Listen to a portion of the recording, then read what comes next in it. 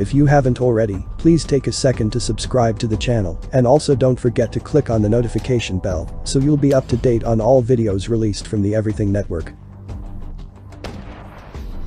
You're watching Histories and the Mafia on the Everything Network. Histories and the Mafia are a compilation of our videos that you can relax to and do other things around the house, sleep, or maybe take a road trip. So, if you like this video, please give a like and subscribe. You can also leave a super thanks or hit the Cash app if you want to show extended appreciation for the channel. Thank you. Beginning with Bruno's murder in 1980 and the subsequent murder of Caponegro and his co-conspirators, a violent struggle for power erupted within the Philadelphia Mafia. Bruno's successor, his former underboss, Philip Testa, lasted just under a year as the boss of the family before he was killed by a nail bomb under his front porch on March 15, 1981. Testa's murder was orchestrated by Frank Narducci in yet another attempt to take control of the family. Peter Casella and Nicodemo "Little Nicky" Scarfo, the late Testa's underboss and consigliere respectively, were both vying to take over the family. Violence between the two factions ensued. Scarfo was close with Genovese family consigliere Louis "Bobby" Manna, and approached the Genovese hierarchy with his suspicions that Narducci and Casella orchestrated Testa's murder. The Genovese family set up a meeting with Scarfo and Casella, where Casella confessed that Narducci killed Testa so that they could take over the family. Narducci was killed, and Casella was banished from the mob and fled to Florida, leaving Scarfo the major candidate for boss of the family. However, the war continued in spite of, or because of, Scarfo's apparent nomination to boss. Nicodemo Scarfo was a powerful Bruno crime family mobster who operated mostly in Atlantic City, New Jersey, prior to his accession to boss. Atlantic City witnessed an economic boom after enacting measures allowing casino gambling in the late 1970s. He was able to expand his power base by infiltrating the expanding construction and service industries in Atlantic City. Despite Atlantic City being turf of the Philadelphia Mafia, Scarfo let the Commission and New York families operate in Atlantic City under his discretion, in return for their support for him as boss. He named Salvatore "Chucky" Merlino as his underboss and Frank Monte as his consigliere. Scarfo demoted Bruno's mob captains and replaced them with Phil Leonetti, Lawrence "Yogi" Merlino, and Joseph "Chicky" Shancaglini Sr., leading to further mafia warring from disgruntled soldiers who were formerly well situated under Bruno and Testa's reign, but passed over by Scarfo, as well as from Philly Mafia soldiers in South Jersey, who were angry that the Philly boss was allowing New York Mafia gangsters to operate in Atlantic City. He eventually emerged triumphant, despite considerable violent opposition and multiple murders. The last person to stand in Nicky's way was the well-respected, long-time Philadelphia crime family mobster and made man, Harry Riccobene. Believing that he was an unfit and greedy boss, Riccobene refused to pay his tribute to him. While Angelo Bruno apparently never asked Riccobene for a regular or unreasonable share of his illicit profits, Scarfo demanded a typical kick-up tribute, which angered Riccobene, as he did not view the new Philadelphia mob boss as a legitimate or appropriate successor to the throne. With Scarfo off the street serving a brief prison term in Texas, the Riccobene War ensued between 1982 and 1984 as part of the larger Second Philadelphia Mafia War in the 1980s. The Scarfo faction was able to kill 3 of Riccobene's men. The Riccobene faction was able to kill Scarfo's consigliere Frank Monte, while Riccobene himself survived 2 attempts on his life. In 1984, the 2 gunmen in the Monte murder, along with Riccobene's brother, were arrested and agreed to cooperate with authorities. They testified at trial that Riccobene ordered Monte's murder. Riccobene was convicted and sentenced to life in prison, ending the war. When Nicodemo Scarfo became boss, he wanted to unify organized crime in the area and dreamed of running a smooth criminal empire. He soon imposed a street tax on all criminal rackets in Philadelphia, South Jersey. Although financially extorting criminals is a common mafia racket, it was a somewhat alien practice in Philadelphia. Enforced by soldiers and associates of the family, the tax was paid by criminals working independently from the mafia, including drug dealers, bookmakers, loan sharks, pimps, and number runners operating in territory that Scarfo deemed his own were forced to pay his street tax weekly. Those who refused to pay the tax were often murdered. Loan shark, drug dealer and pawnshop owner John Calabrese was killed by Joseph Sciancaglini Sr., Tommy Del Giorno, Frank Iannarella, and Pat Spirito. Frankie Flowers D'Alfonso was brutally beaten by Salvatore Testa and Joey Pungator for refusing to pay the street tax. He was later murdered in 1985. The crime family's biggest racket was the control of labor unions. During Bruno's and Scarfo's reigns, the Philadelphia crime family maintained some degree of influence over Roofers Union Local 30, Ironworkers Union Local 405, Laborers Union Local 332, and Teamsters Union Locals 107, 158, 331, and 837. The crime family used this influence to extort businesses, steal from the union treasuries, and receive paychecks and benefits for little to no work. Scarfo also got the crime family heavily involved in methamphetamine trafficking, which was the drug of choice in the Philadelphia, South Jersey area. At first, the family extorted money from local meth dealers.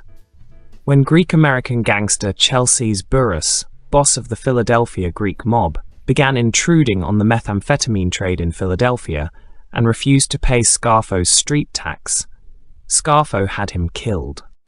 Although the Philadelphia Greek mob had long been a close ally and partner of the Philadelphia Mafia, and despite the fact that some Philadelphia Italian crime family members were themselves heavily involved in Burrus's methamphetamine trafficking ring, the hot-headed and ruthless Scarfo decided to send a message to all local crime organizations about respecting the street tax and the primacy of the Philadelphia crime family by having Burrus killed in public. Burrus was eating dinner with his girlfriend, friends, and Scarfo soldier Raymond Martirano when a hit team ambushed and killed Burrus and his girlfriend. The Philadelphia crime family then started controlling the meth trade in the area by supplying illicit P2P to meth manufacturers. By controlling the supply of P2P, the Philadelphia crime family was generally able to control the methamphetamine trade in the Philadelphia, South New Jersey area. Some criminals borrowed money from Mafia members to finance meth operations and benefited from working with the Mafia instead of being extorted by them. The crime family also had some involvement in cocaine and marijuana trafficking. Soon after his promotion to boss, the number of organized crime-related murders escalated in the 1980s. But Scarfo's downfall began on September 14, 1984, when Scarfo loyalist Salvatore Testa was murdered. Despite Testa serving faithfully under Scarfo and committing several murders on his behalf, Scarfo granted his underboss Salvatore Merlino permission to kill Testa for breaking off his engagement with Merlino's daughter. After this, other members and families saw Scarfo as untrustworthy and paranoid. He also started to earn a negative reputation within his organization, which led to members turning informant in the late 1980s. After Merlino's drinking problem got out of hand, Scarfo demoted him to soldier and promoted his nephew Phil Leonetti as his new underboss. In November 1988, Scarfo and 16 of his men were convicted of racketeering, 10 murders, 5 attempted murders, extortion, gambling and narcotics trafficking. Along with Scarfo, underboss Philip Leonetti, 3 of the family's 4 capos or captains, Joseph Ciancaglini, Francis Iannarella Jr. and Santo Idone, and soldiers such as Albert Pontani, Salvatore Merlino and Charles Iannecch were arrested.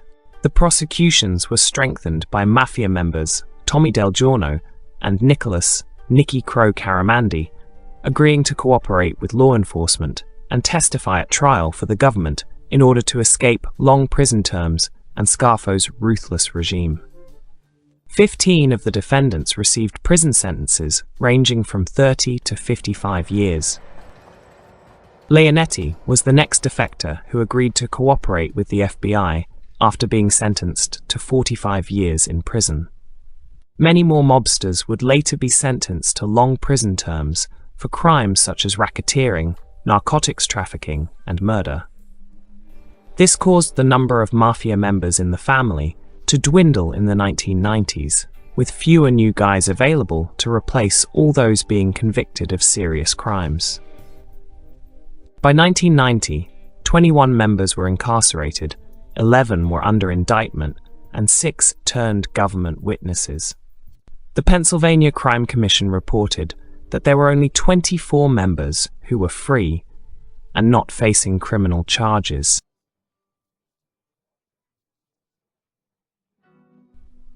With many of Scarfo's loyalists serving lengthy prison terms, it became clear that Scarfo would not be able to maintain control of the family from prison much longer.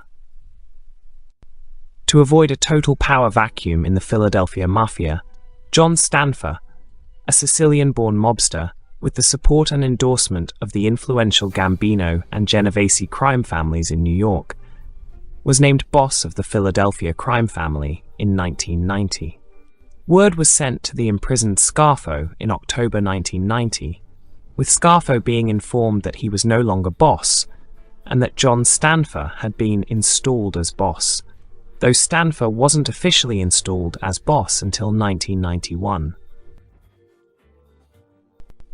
The New York Mafia's intrusion in Philadelphia Mafia affairs was not well received by many of the younger Philadelphia-born mobsters in the Philadelphia crime family, including Joseph "Skinny Joey" Merlino, the son of former underboss Salvatore Merlino, who saw Stanford as an outsider who had not worked his way up in the organization due to being imprisoned during the entire Scarfo era.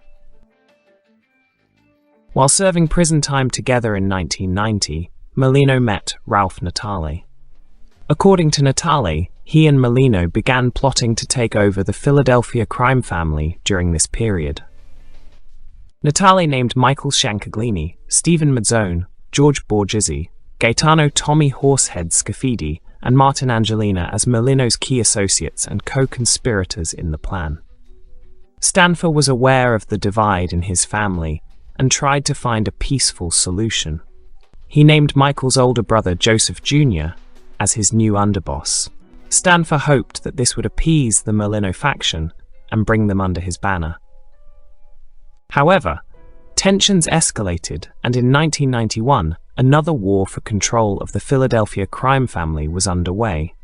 Merlino loyalists shot and incapacitated Joseph Ciancaglini Jr., while Stanford's faction killed Michael Ciancaglini. They continued attacking each other for months, including a freeway ambush Stanford survived, and several failed attempts on Merlino's life. The Stanford faction was still solidifying its control of the crime family and recruited many outside hitmen for the war. On March 17, 1994, Stanford and 23 of his men were arrested on racketeering-related charges. This was the second major indictment on the crime family in 7 years. The federal case was the largest prosecution of an organized crime group in Philadelphia history. A key piece of evidence was 2 years of recorded conversations Stanford would have with mobsters in his attorney's office and doctor's office. Believing attorney, client privilege and doctor-patient confidentiality would protect him, Stanford openly talked about important mafia business with his men. However, the FBI was able to get a warrant to place covert listening devices in both offices once they figured out they were being used to aid criminal conspiracies. Stanford, in an unusual tactic, recruited several men who were of only partial Italian heritage, including the Vesey brothers. According to the former executive director of the Pennsylvania Crime Commission, Frederick T. Martins, Stanford brought in people like the Vesey brothers, who had no background in the mob, but who were willing to break legs and pull a trigger. John Vesey, who pleaded guilty to charges of racketeering and murder, entered the Witness Protection Program in 1994. William Vesey, John Vesey's brother, was murdered on October 5, 1995, the same day he was scheduled to testify against Stanford at trial. Stanford was convicted in 1995 and sentenced to life imprisonment in 1996. With most of Stanford's supporters also arrested and convicted, Molino was released from prison in November 1994 and named Natale, who had also been released from prison on parole, as the new boss. Molino positioned himself as Natale's underboss. During Natale's reign, Molino was the real power in the family, allowing Natale to become boss to direct law enforcement attention away from himself.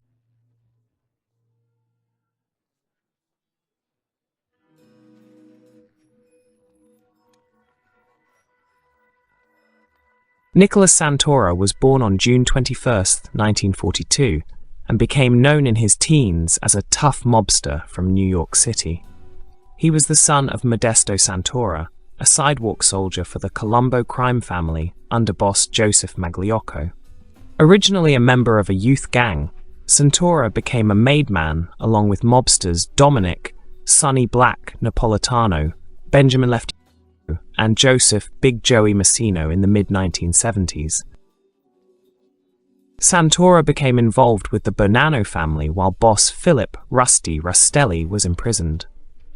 Rastelli's reign was threatened by Carmine Lilo Galante, who felt he was the rightful boss because he had been underboss and consigliere under boss Joe Bonanno. Santora started out in a crew led by Galante supporter Michael Mikey Sabella, and became heavily involved with extortion, loan sharking, labor racketeering, illegal gambling, truck hijacking, and murder for hire. By 1978, Rastelli had heard rumors of Carmine Galante being the new boss of the Bonannos, but would not tolerate it. Another capo regime, Alphonse Sonny Red Indelicato, would be approached by Rastelli to organize the murder of Carmine Galante. Indelicato approached Santora, whose job was to deliver the message to mobsters Dominic Napolitano and Cesare Bonventura, and report back to Indelicato. Since Sabella was loyal to Galante, it had to happen without Sabella knowing it. On July 12, 1979, Carmine Galante was murdered just as he finished eating lunch at Joe and Mary's Italian-American restaurant in Bushwick, Brooklyn, along with friend Leonard Coppola and restaurant owner, cousin, Giuseppe Turano. He was murdered by Anthony Bruno Indelicato, Dominic Big Trin Trinchera, Dominic Sonny Black Napolitano, Joseph Big Joey Messino, and Luis Louis Gator Gionghetti, who were all hired by Alphonse Indelicato. After the Galante execution, several Galante supporters, including Michael Sabella, were demoted, as Trinchera, Messino, Napolitano, and Bonventura were all promoted to captains of the Bonanno crime family. It is suspected his death was arranged by the heads of the other 5 families in New York, who had decided Galante's greed and ambition over the control of the multi-million-dollar heroin business were a threat to all their interests. Philip Rusty Rastelli was also involved and remained boss of the Bonannos. With Dominic Sonny Black Napolitano as capo, the Motion Lounge crew would receive massive income as one of the most profitable crews in the Bonanno family. With soldiers Nicholas Santora, Robert Capozio, John Sassani, John Zancocchio, Ed Barbera, Benjamin Lefty Ruggiero, Michael Sabella, Joseph Puma, Stephen Maruca, Salvatore Ferrugia, Antonio Tomasulo, Anthony Fat Tony Rubito, Frank DiStefano, Salvatore D'Ottavio, James Episcopa, and Mafia associate Joseph Donnie Brasco Pistone, who was actually an FBI agent working undercover.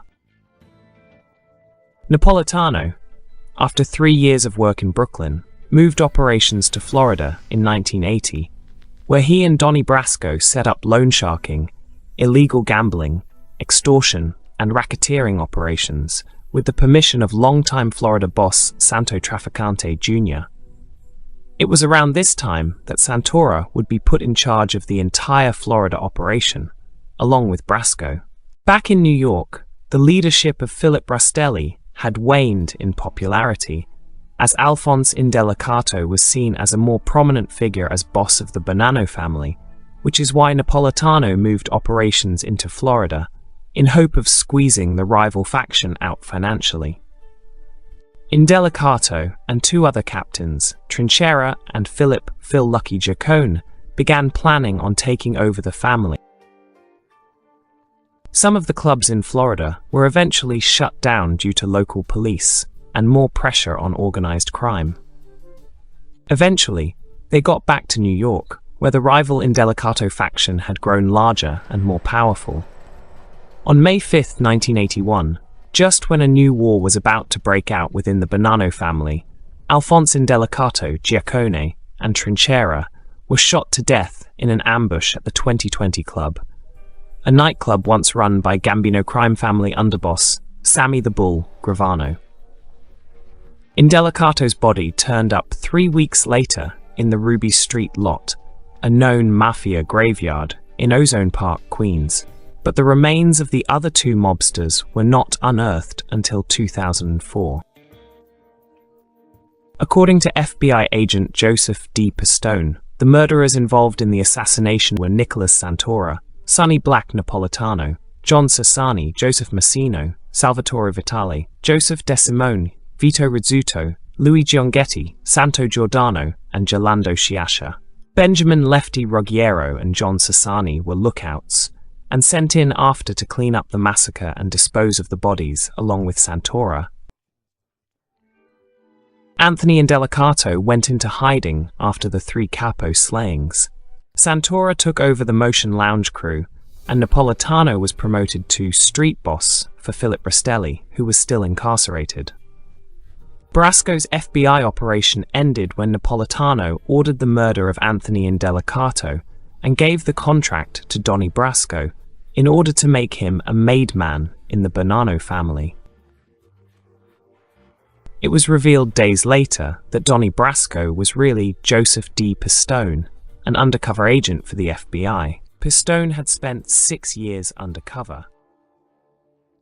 You're watching the Everything Network. The order came down shortly after to kill Napolitano for having allowed such a breach in Mafia security. On August 17, 1981, Napolitano was asked to come to the basement of Bonanno associate Ron Filicomo in Flatlands, Brooklyn, where he was ambushed by Filicomo and Capo Frank Leno, both of whom shot him to death. The contract came from Santora and Joseph Massino on behalf of Rastelli. Santora became captain of Napolitano's old crew, and Rastelli was released from prison, but Santora was soon put under indictment due to the testimony provided by Pistone. A total of 100 Bonanno crime family mobsters would be tried and convicted, including Rastelli and Anthony Indelicato, who were both found guilty of racketeering and the murder of Carmine Galante, along with 9 other Mafia associates in the infamous Mafia Commission trial in 1986. In November 1982, Santora, along with Lefty Ruggiero, Antonio Tomasulo, and Anthony Fat Tony Rubito, would be convicted in a 6-week jury trial for racketeering conspiracy, receiving a 15-year prison sentence. After the Mafia Commission trial in 1986, Bonanno boss Philip Rastelli would be sentenced to 12 years in prison, released due to heart troubles on July 21, 1991, but died 3 days later in a Queens hospital on July 24th. Joseph Massino, took over as boss of the Bonanno family in August 1991. Upon Santora's release in 1992, he created a partnership with newly promoted Bonanno acting consigliere Anthony Robito in extortion, loan sharking, illegal gambling, drug trafficking and money laundering operations in Brooklyn, Queens and the Bronx throughout the mid-1990s. Santora, Robito and Massino's brother-in-law, Salvatore, good-looking Sal, Vitale, became close with Massino, and they expanded their operations to become the top earners in the Bonanno crime family toward the late 1990s. Joseph Massino and the Bonanno family were brought back into the Five Families Commission again after being expelled because of the Donnie Brasco fiasco. In 2000, longtime Bonanno family consigliere Anthony Tony Sparrow was indicted on loan sharking, racketeering and murder in November, and in 2001 he was sentenced to life imprisonment. That gave Anthony Robito a promotion as the official consigliere of the Bonannos. Toward 2003, indictments were again handed out, this time against their own boss and underboss, as Joseph Massino and Salvatore Vitale were held against bail for racketeering, arson, extortion, loan sharking, money laundering, illegal gambling, conspiracy, and 7 murders. Because of this, Nicholas Santora was promoted to acting underboss in 2003. The indictments were also released against capos Anthony Tony Green Urso and James Big Lou Tartaglione, who secretly agreed to wear a wire and turn government witness. As Santora kept flying under the radar with Anthony Robito, underboss Salvatore Vitale turned informant as the 2 capos handed him out in murder and racketeering charges. And with Joseph Massino on trial in March 2004, the government put capos Michael Mikey Nose Mancuso and Vincent Vinny Gorgeous Basciano on trial for racketeering charges, which included murder and conspiracy. In October 2004, the FBI began to dig up bodies at an infamous mob graveyard in Queens, known as The Hole. They were looking for the bodies of 3 capos killed in the Bonanno family war in 1981. They found the bodies of Philip Giacconi and Dominic Trinchera. On February 4, 2005, the name of an informant was released to the press. Joseph Massino, who hoped to save his life and his assets, as he began to cooperate sometime in late September 2004, recording conversations with acting boss Vincent Basciano, who was also convicted and jailed in July 2007. Despite the testimony of Joseph Massino in 2005, Santora managed to go under the government's radar until he was indicted, along with Anthony Robito and 17 other members of the Bonanno family, in a loan sharking and illegal gambling operation that was stretching from Brooklyn to Queens, Manhattan, and Staten Island, which earned $210,000 a week from January 2003 to July 2004. This was mostly because of the death of Bonanno family capo Luis Mele, who died of natural causes in a room where an illegal gambling operation was based. From 2004 to February 13, 2007, Santora was the reputed underboss of the Bonanno crime family. Nicholas Santora was released from the Loretto Federal Correctional Institute in southwest Pennsylvania on September 16, 2009. Since Santora's mistrial in 2016, he had been living with his daughter in Franklin Square, New York. Nicholas Santora died on October 27, 2018, at the age of 76, while awaiting a new trial.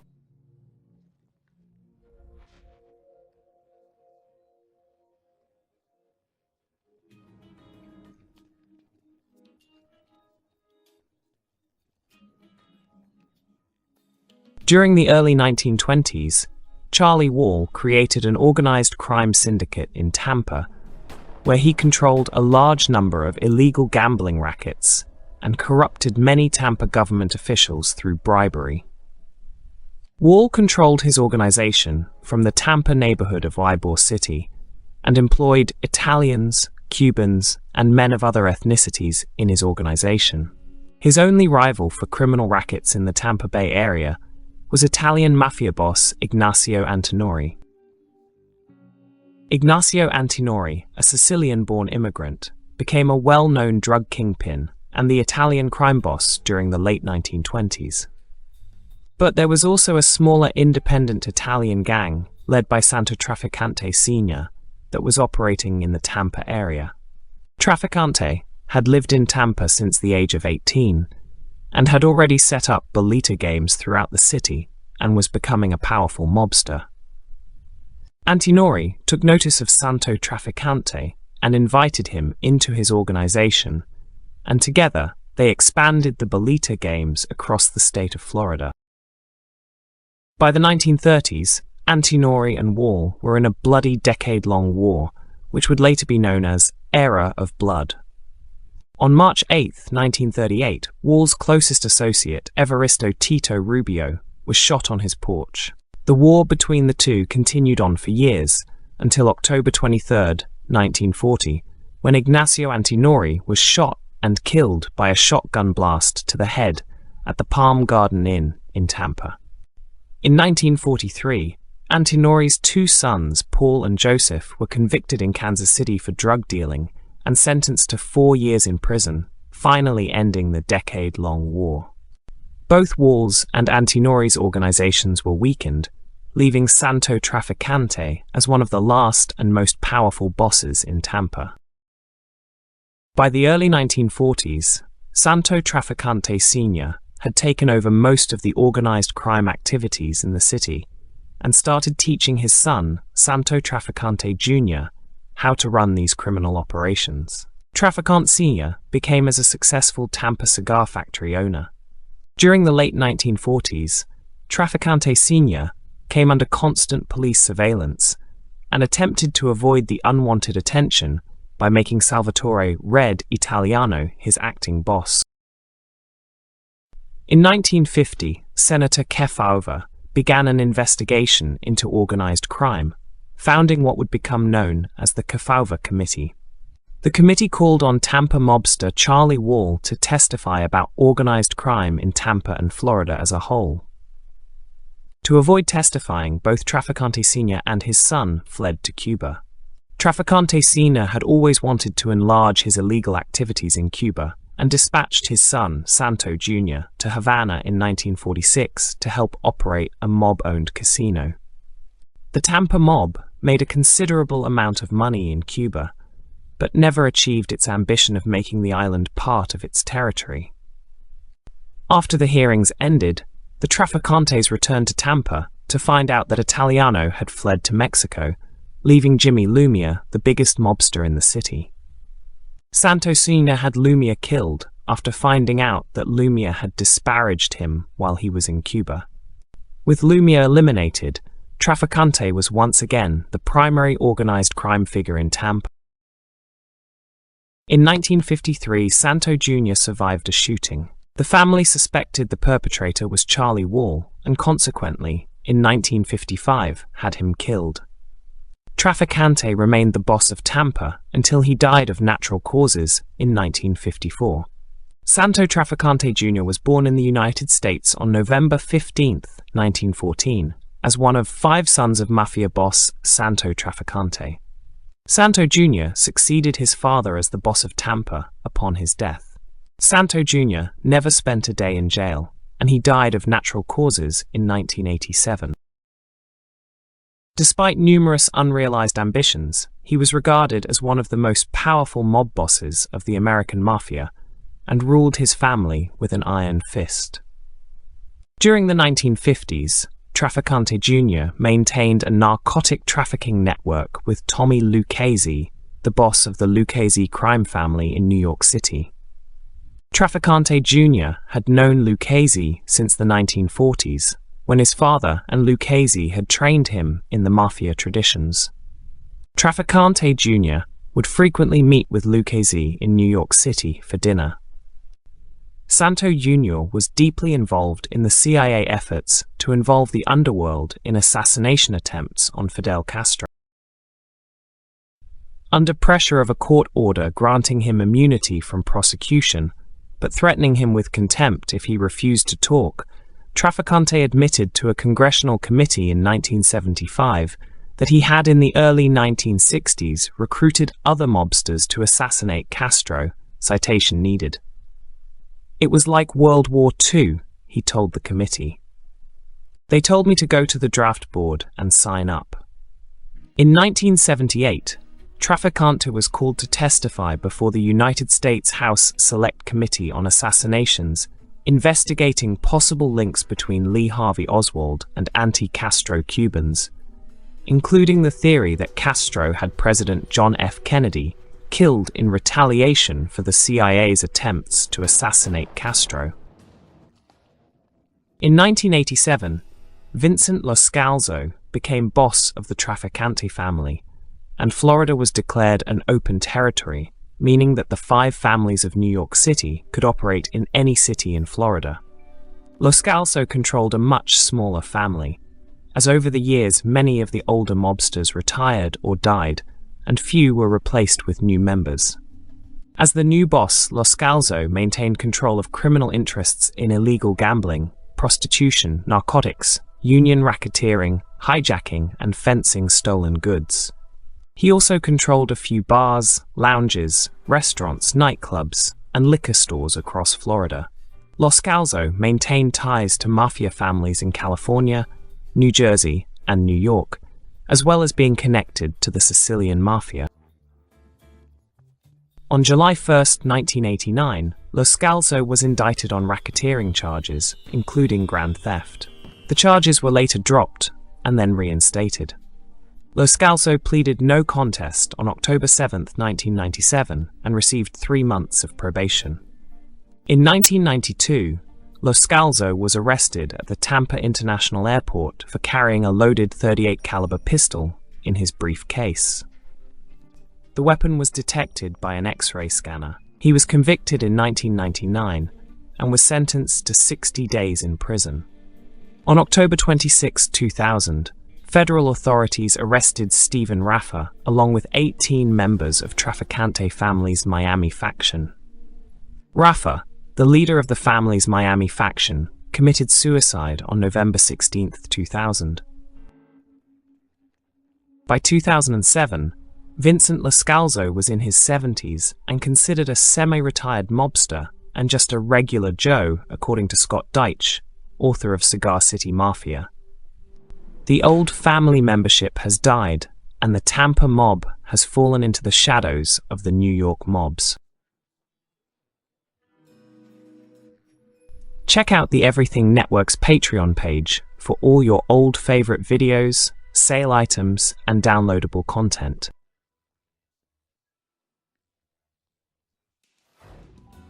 Born in Chicago, Illinois, Frank McErlane was first arrested in 1911, aged 17, and sent to Pontiac Prison in June 1913 for involvement in a car theft ring. Released on parole in March 1916, he was arrested 8 months later as an accessory in the murder of Oak Park police officer Herman J. Mallow, Jr. Sent to Joliet Prison for 1 year, he attempted to escape but was caught and spent another 2 years in prison. Shortly after the start of Prohibition, McErlane began running a gang with partner Joseph Polak Joe Saltis, operating in the back of the yards section of the South Side. In 1922, McErlane and Saltis allied with the Johnny the Fox Torrio Al Capone Chicago outfit against the South Side O'Donnell brothers. McErlane was known as an especially ferocious assassin. Standing 5'8" and weighing 190 pounds, he was described as looking like a butter and egg man. McErlane carried a rosary in his pockets, along with a pistol. Frank was known to drink too much of what he sold, and frequently slip into alcoholic psychosis. McErlane's face would grow redder with each drink, sending apprehension throughout his toughest criminal associates. During the 1923 Beer Wars, McErlane would be credited with killing 3 O'Donnell gangsters in September of that year: Jerry O'Connor, George Bucher, and George Megan. On December 1st, 1923, 2 O'Donnell beer trucks were waylaid on the road between Chicago and Joliet. The occupants of one, William Shorty Egan and Thomas Maury Keene, were shoved into a car with Frank McErlane and Willie Channel, who drove. Egan miraculously survived what happened next and gave this chilling account. Pretty soon the driver asks the guy with the shotgun, "Where are you going to get rid of these guys?" The fat fellow laughs and says, "I'll take care of that in a minute." He was monkeying with his shotgun all the time. Pretty soon he turns around and points the gun at Keene. He didn't say a word, but just let go straight at him. Keene got it square on the left side. It kind of turned him over, and the fat guy give him the second barrel in the other side. The guy loads up his gun and gives it to Keene again. Then he turns to me and says, "I guess you might as well get yours too." With that, he shoots me in the side. It hurt like hell, so when I seen him loading up again, I twist around so it won't hurt me in the same place. This time, he got me in the leg. Then he gimme the other barrel right on the puss. I slide off the seat, but I guess the fat guy wasn't sure we was through. He let Maury have it twice more, and then let me have it again in the other side. The fat guy scrambled into the rear seat and grabbed Keene. He opens the door and kicks Maury out onto the road. We was doing 50 from the sound. I figure I'm next, so when he drags me over to the door, I set myself to jump. He shoves, and I light in the ditch by the road. I hit the ground on my shoulders, and I thought I would never stop rolling. I lost consciousness. When my senses came back, I was lying in a pool of water and ice had formed around me. The sky was red, and it was breaking day. I staggered along the road until I saw a light in a farmhouse. Despite having nearly half his face blown off, Egan had amazingly lived to tell about his one-way ride and fingered Willie Channel as one of his attackers. McErlane was eventually arrested, but he beat both this case and charges in the double homicide of George Bucher and George Megan, who were riddled with bullets while driving home on September 17, 1923. McErlane's behavior only got worse. On May 4, 1924, he was drinking in a Crown Point, Indiana saloon with 2 friends, John O'Reilly and Alex McCabe. Both men egged Frank into demonstrating his marksmanship abilities. McErlane picked a random target at the end of the bar, attorney Thaddeus S. Fancher, and killed him with a single pistol shot to the head. O'Reilly would eventually be convicted of the murder and sentenced to life imprisonment. McCabe got a life sentence as well, but later won his freedom on appeal after the chief witness against him was bludgeoned to death. Differing accounts of the murder of Fancher exist. By 1925, rival gang boss Spike O'Donnell had reinforced his gang and once again instigated a war with the Salters McErlane mob, who also found themselves in conflict with the Sheldon gang as well. That summer, all the major Southside gang began shooting each other. Frank McErlane was a prime suspect in the July 23rd murder of George Carl and the September 3rd killing of William Dickman. McErlane was not charged. Indeed, he was about to make history. Some crime historians believe McErlane acquired his Tommy gun from Northside gang leader Dean O'Banion, who had purchased a shipment of submachine guns in Denver, Colorado, shortly before his November 1924 murder. At any rate, McErlane was to use one in his next attempt to kill Spike O'Donnell, one of 10 recorded attacks on O'Donnell's life. On September 25, 1925, O'Donnell was talking to a beat cop in front of a drugstore at 63rd and Western Streets. A car pulled up and someone yelled, "Hello, Spike!" The gang boss saw what was coming and hit the deck. A submachine gun began drumming from the car, stitching neat lines of bullet holes on the storefront before the would-be killers sped away. Police were so unfamiliar with the Thompson they thought that either shotguns or a machine rifle of some kind had done the damage. It was the first recorded use of a submachine gun in Chicago, or any other major American city for that matter.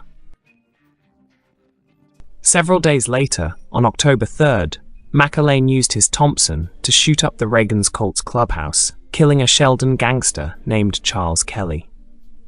He was also suspected of shooting up Martin Buff Costello's bar on February 10, 1926, wounding Sheldon gangsters William Wilson and John Meters Foley. Newspaper headlines read, "Machine Gun Gang Shoots 2. Both Chicago Police Captain John Steggy and gangster Al Capone commented on the power of the submachine gun. Both of their respective organizations set out to arm themselves with the formidable weapon.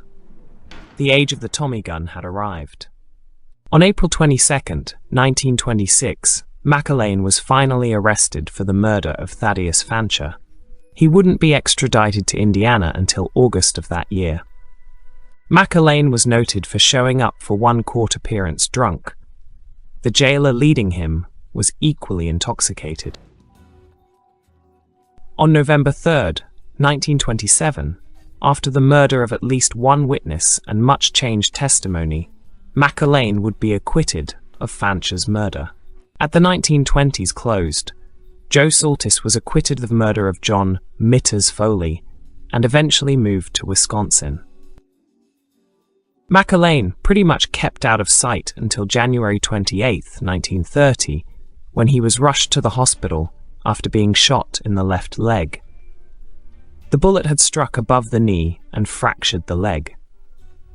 Frank claimed that he had accidentally shot himself while cleaning a revolver, but police suspected that his common-law wife, Elfrida Rigas, aka Marion Miller, may have shot him. They had quite a stormy relationship and often had high-decibel, alcohol-fueled fights. Another possible suspect was Polish-American organized crime figure John Dingbat Oberta, with whom McErlane had been feuding over an alleged debt collection. On the night of February 24th, McErlane was propped up his hospital bed, with his healing legs still in traction, when 2 or 3 gunmen barged in and opened fire. Frank yanked an automatic from under his pillow and returned their fire. While his shots missed, they scared his assailants off. One of them dropped a .45 automatic in his flight. McErlane had been winged 3 times in the melee and shrugged off questions as to who shot him. Frank said cryptically, "I'll take care of it."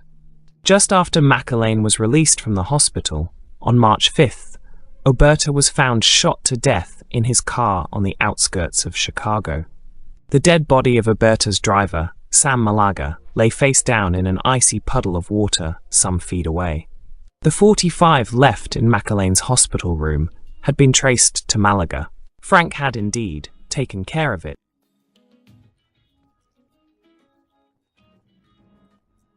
In the fall of 1932, Frank fell ill with pneumonia. In his delirium, he was convinced that rival gangsters were coming to his hospital room to kill him. It took 4 attendants to hold him down in his rage. Frank McErlane died at the age of 38 on October 8, 1932, a year to the day after he killed Elfrida Rigas. He was buried at Holy Sepulchre Cemetery in Alsip, Illinois. After his death, a reporter interviewed one of Frank McErlane's former associates, who had only this to say, "I don't remember that he ever did anything good in his life. I don't believe he had a friend left." If you haven't already, please take a second to subscribe to the channel, and also don't forget to click on the notification bell, so you'll be up to date on all videos released from the Everything Network. Johnny Jack Nounes, also known as the Beau Brummel of Galveston, was a mob boss in Galveston, Texas, during the 1920s and 1930s. Nounes, along with one-armed George Musey, led the Downtown Gang, one of the 2 gangs which controlled most of the Galveston crime syndicate until the early 1930s. They fought for control of the island against the rival Beach Gang, led by Ollie Quinn and Dutch Voigt, and later their successors, the Maceo crime syndicate.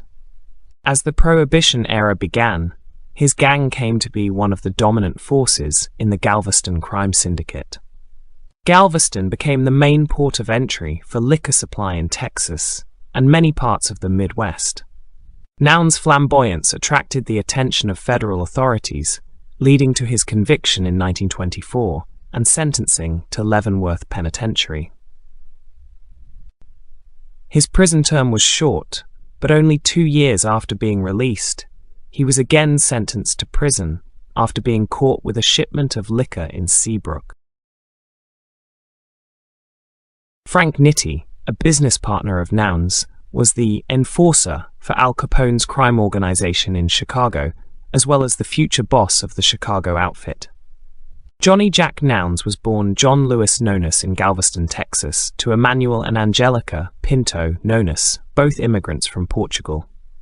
They both immigrated to New Orleans, Louisiana in 1872, and later married in Galveston soon after meeting. The Nounes family had 15 children, but 6 died at infancy. The remaining 9 were Mary, Lyda, Annie, Mellie, Lily, Beatrice, Mabel, Johnny, and Francis. In 1900, the 1900 Galveston hurricane hit the island. During this devastating storm, Emmanuel managed to break a hole in the house's ceiling in order to get all the children to safety. Johnny was 10 years old. One of Johnny's earliest jobs was a butcher. He would save all of the meat scraps, and at the end of the day, would give them to his younger brother Francis, so that Francis could take them home to their struggling family.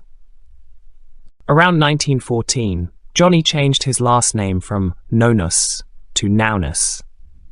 Maybe because he got involved with some type of criminal activity, didn't want to ruin his family name, as well as releasing it to rivals.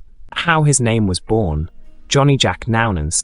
As the prohibition of alcohol started to take way in the early 1920s, Nounes rounded up his gang, known as the Downtown Gang, with soldiers and went to work rum running. During this time, a young Syrian named George Musey stepped into the picture. He became Nounes' right-hand man, running the Downtown Gang with him. Among the earliest gang members were Theodore Fatty Owens, Otis Skanes, Mitchell Mitch Frankovich, Kai Gregory, Morris Kid Ross, Joe Varnell, Lawrence King Cole Borky, and Tom Lehrer. The gang was stronger than ever, with Nounes and Musey leading. Their midnight travels through Rum Row made them more money than ever, which Nounes soon became a millionaire. Johnny owned a boat called the Cherokee, which had an airplane engine installed in it, so it could outrun any federal prohibition agent that tried to catch it. That boat was loaded with many cases of liquor from the Bahamas, Cuba, and Jamaica. Prostitution and gambling was now a side business operating in his clubs downtown. Among his first notable customer was Frank Nitti. Nitti, who was probably just a mob soldier then, would come down from the Chicago outfit to meet with Johnny Jack in order to conduct business dealing with liquor. Southern gangsters attracted a lot of northern gangsters because of their direct access to the Gulf of Mexico. Frank Nitti later became a regular customer of Nounes, but stole $50,000 from him in 1924 and not returning to Galveston until the close of Prohibition. However, despite their tension, Nitti did develop a liking to Johnny's brother Francis. Francis lost his job at the Santa Fe Railroad at the start of the Great Depression, and so Johnny gave him a job bartending a speakeasy. Nitti took a liking to Francis and gave him Duncan Fife furniture along with other gifts. Johnny Jack had the money coming in from the bootlegging, gambling, prostitution, and hijacking. He would even hijack the beach gang's shipments and cheat the Cubans out of thinking soap coupons were money when buying booze. If anyone gave him any lip, he would beat them with his gold-headed cane. He had all the popular gangsters of the time associating with him, from Chicago's Al Capone and allegedly New York's Arnold. He was a funny, flamboyant man who liked to be the center of attention. Being a generous man, would carry around a bundle of $100 bills and would give them to anybody in need. He would drive around in his fancy cars and buy toys for the kids around town on Christmas. He made a lot of money, but also gave a lot away. In the late 20s, New York society experienced this flashy, prominent mobster, head of the Galveston crime syndicate. Nounes took a trip up to New York City and threw a $40,000 party at the Hotel Pennsylvania. Many high society officials and Hollywood actresses attended. Among some of them were Clara Bow and Nancy Carroll, who were both said to have bathed in tubs filled with champagne. His character and personality attracted starlets. Johnny also dated actress Theda Bara for a short time in the early 20s, with her also said to have had a champagne-filled bath. He had his suits custom-tailored in New York, while also having an apartment overlooking Central Park for when he went up to conduct business and throw one of his extravagant parties. Johnny had some great times, however he had to face the trials that would lie ahead of him. Nounes was convicted in 1924 due to bootlegging. He received up to 2 years in Leavenworth Federal Penitentiary. When Judge J.C. Hutchison fined him $5,000, Johnny grinned at him and said, "Hell, Judge, I've got that much in my right pocket." However, that didn't help any. Therefore, Nounes called Leavenworth his home for 2 years. However, after being released, he met up with his right-hand man George Musey. They took the gang on a run and were unloading the booze at Seabrook, Texas, and were caught by agents. Nounes was then tried over the next 2 years and was sentenced to 2 years in Atlanta Federal Penitentiary in 1929. J.C. Hutchison stated that Nounes has bothered him more than any other person in his district. After Nounes' release, and around the time Prohibition was ending, the Chicago outfit's Frank Nitti was seen back in Galveston. Conflicting accounts say he stole $50,000 from Johnny Jack and $24,000 from Johnny and opposing mobster Dutch Voigt. However much it was, Nounes and Voigt found Nitti at a Houston bar one night. They then hightailed him back to the island, where they talked over a nice plate of spaghetti on Seawall Boulevard.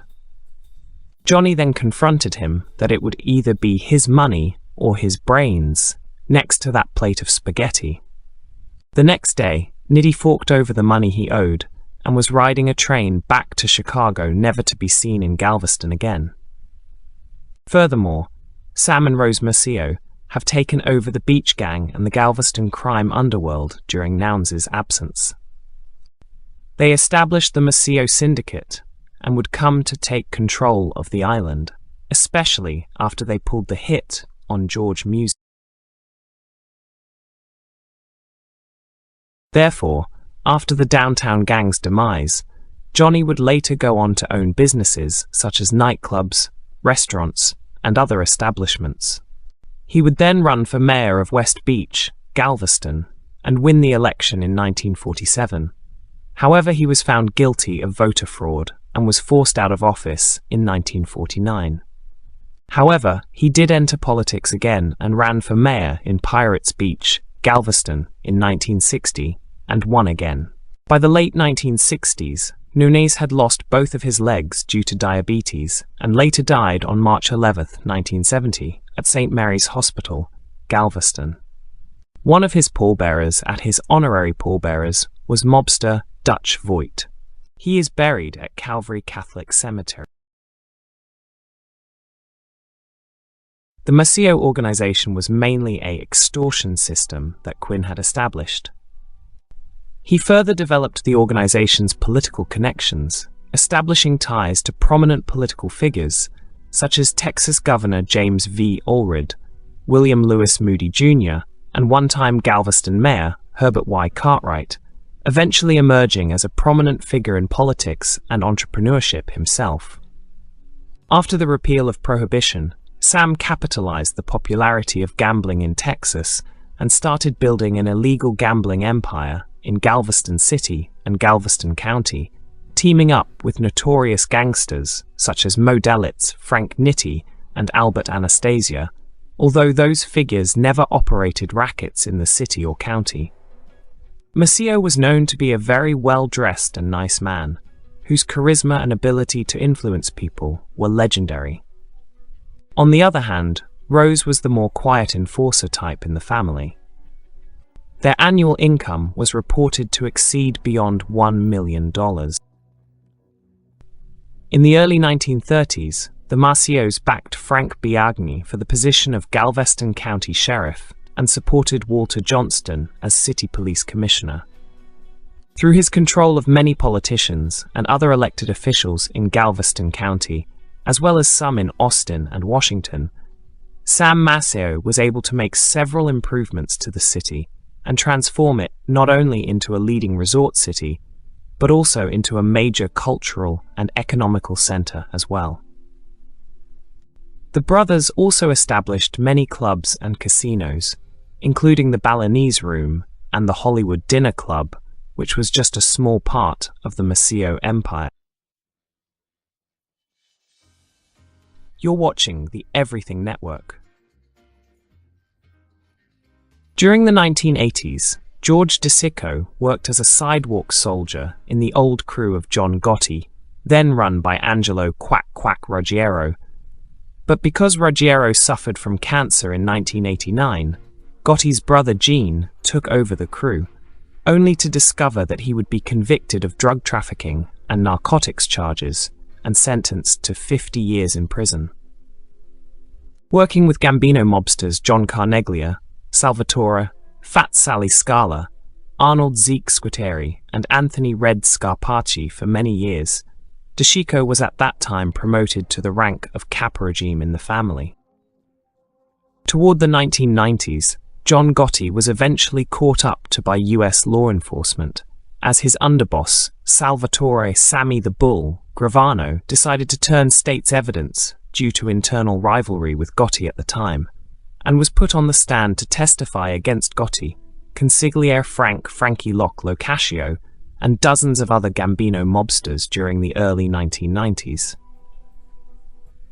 In 1992, Gotti and Locascio were sentenced to life imprisonment for murder, conspiracy, extortion, loan sharking, money laundering, tax evasion, and illegal gambling charges. But as many went down due to the testimony provided by Gravano, others went under the radar, especially former rivals of Gotti like Nicholas Little Nick Carozzo and Leonard Lenny Di Maria, who were at some point promoted to run the Gambino crime family unofficially with Pete Gotti.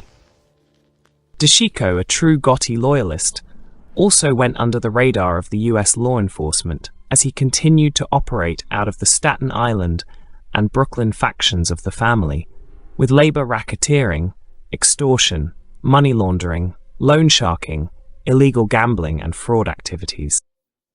On January 30, 2007, more than 10 mobsters from 2 of the 5 families were arrested and indicted on federal Racketeer-Influenced and Corrupt Organizations Act charges, including DeSico, one of the last untouched capos from the old John Gotti regime in the 1980s. DeSico was charged with operating a multi-million-dollar-a-year loan sharking operation in New York City, as well as extortion, illegal gambling, racketeering, and money laundering operations. As it turns out, an associate of DeSico had turned state's evidence, as a soldier in the DeSico crew named Joseph Orlando had threatened to kill him over a loan sharking debt.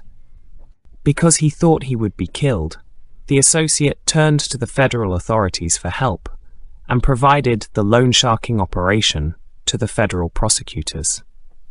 At the same time, much of their illegal business was recorded by hidden wires on the newly made turncoat.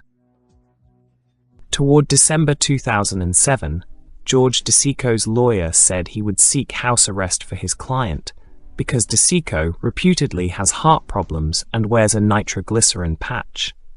On December 19, 2007, he pleaded guilty to racketeering charges and faced 27 to 33 months in prison. He served his time at the Devens Federal Medical Center in Massachusetts. He was released on December 1, 2009.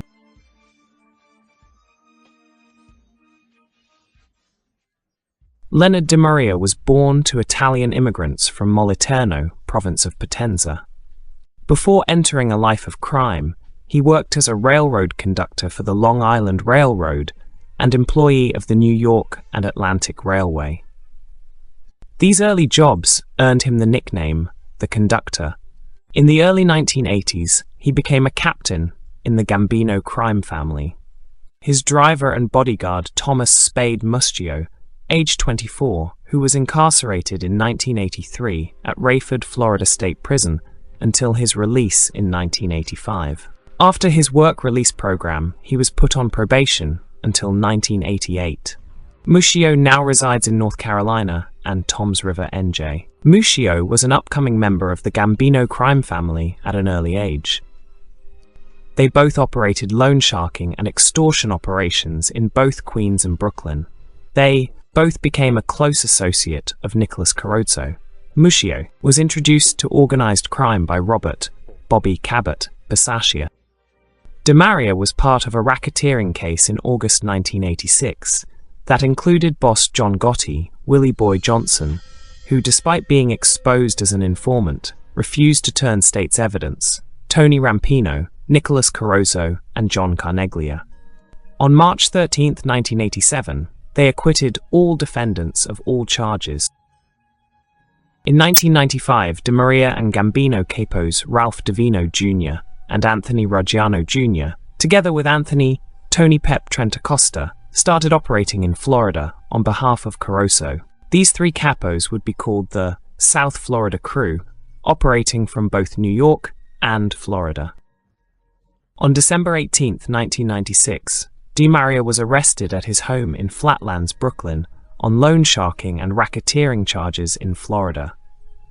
While out on bail, he was indicted a month later on separate loan sharking and racketeering charges in New York after a 3-year investigation by the Federal Bureau of Investigation, FBI. The New York indictments were based partly on evidence gathered at the Portobello Soccer Club in Canarsie, Brooklyn. The club was a sting operation that purchased stolen designer clothing, computers, and other goods from Gambino mobsters. DiMaria reportedly became friends with the FBI undercover agent who ran the sting and was seen hugging him on surveillance video. After 6 weeks in house arrest, him and Carozzo were sent to a federal lockup to await trials in New York and Florida.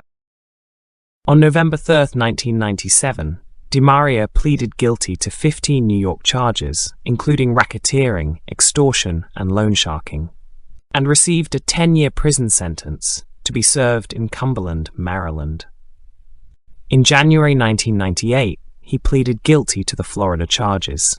Released from prison in 2005, he returned to running racketeering and loan sharking operations in Queens, Brooklyn, and South Florida for Carozzo and John Jackie Knows D'Amico. It was speculated that DiMaria might have become underboss. In February 2008, DiMaria was indicted in Operation Old Bridge, a massive federal investigation of the Gambino family. On June 4, 2008, DiMaria pleaded guilty to racketeering and extortion-related charges. DiMaria further admitted to conspiring to extort money from contractor trucker Joseph Volaro. Volaro, a former Mafia associate, had become an informant to avoid prosecution and recorded conversations with other mobsters over a 3-year period. If you haven't already, please take a second to subscribe to the channel, and also don't forget to click on the notification bell so you'll be up to date on all videos released from the Everything Network. You're listening to the Everything Network.